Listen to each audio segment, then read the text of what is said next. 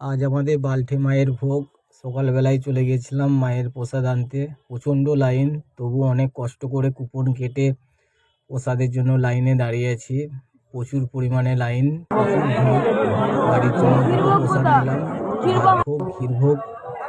এটা হচ্ছে মন্দিরের পেছনটা, নিচে মেলা বসছে। কারণ খুব সকালবেলার ভিডিও এটা, কারণ মেলা আস্তে আস্তে বসছে। পুজো প্রসাদের প্রচুর পরিমাণে লাইনে দাঁড়িয়ে গেছে প্রসাদ নেওয়ার জন্য। কুপন দিয়ে এটি হচ্ছে মায়ের মন্দির, মন্দিরে ভোগ দিচ্ছে। মা খুব জাগ্রত। এটা হচ্ছে মায়ের সেই ঘাট, ভক্তরা স্নান করে মন্দিরে পুজো দেয়। এই মন্দিরের আশেপাশে যত দোকান আছে, খুব সুন্দর সুন্দর খেলনা থাকে সবার জন্য। সবাই আসুন, মেলা দেখুন। আমাদের বাল্টে মায়ের মেলা বহু বছর ধরে হয়।